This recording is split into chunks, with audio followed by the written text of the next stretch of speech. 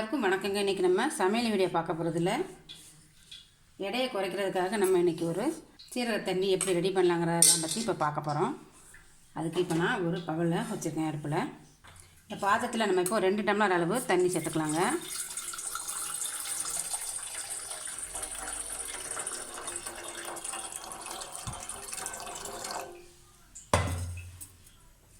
இதில் இப்போது 1லேருந்து ஒரு 2 டீஸ்பூன் அளவு நம்ம சீரகம் சேர்த்துக்கலாம்.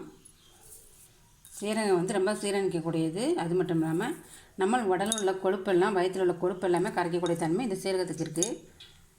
நான் ஒரு 2 ஸ்பூன் அளவு சேர்த்துருக்கேன். இந்த தண்ணி நல்லா கொதித்து 1 டம்ளர் அளவுக்கு வற்ற விட்டுருலாம்.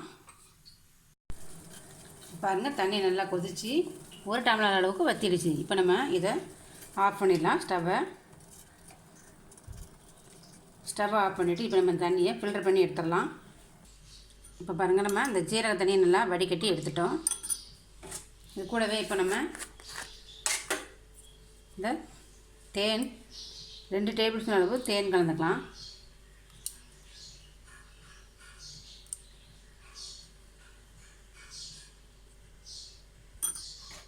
நல்லா ஆற வச்சு வடிகட்டி எடுத்த சீரக தண்ணியில் ஒரு 2 டேபிள் ஸ்பூன் அளவு தேன் இதில் கலந்து விட்டுடலாம். நல்லா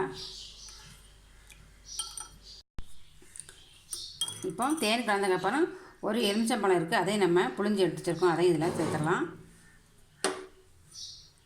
நீங்கள் 1 டம்ளர் அளவுனா ஒரு அரை எலுமிச்சம்பழம் போதும். இந்த மாதிரி இப்போ கலந்து நீங்கள் ஒரு காலையில் முழிச்ச உடனே வெறும் வயிற்றில் கொஞ்சம் குடிச்சிட்டு வாங்க. அதாவது ஒரு 21 நாள் தொடர்ந்து இதே மாதிரி செஞ்சு நீங்கள் குடிச்சிட்டு வந்தீங்கன்னா கண்டிப்பாக உங்களுடைய வயிற்றில் உள்ள கொழுப்பு கண்டிப்பாக குறையும். எந்த விதமான சைடு எஃபெக்ட்ஸும் கிடையாது. அது மாதிரி நீங்கள் குளிர்ச்சியான டைமில் இதை குடிக்கக்கூடாது. அதாவது மழை காலங்கள் நம்ம இதை தவிர்த்துறது ரொம்ப நல்லது. மழை காலம் குடித்தா அது கால் வலி வர்றதுக்கு வாய்ப்பு இருக்குது. சீரக தண்ணி வந்து ரொம்ப குளிர்ச்சியான தண்ணி, அதனால் மழை டைமில் குடிக்கக்கூடாது. சம்மர் டைமில் நம்ம இதை அழகாக ஃபாலோ பண்ணலாம்.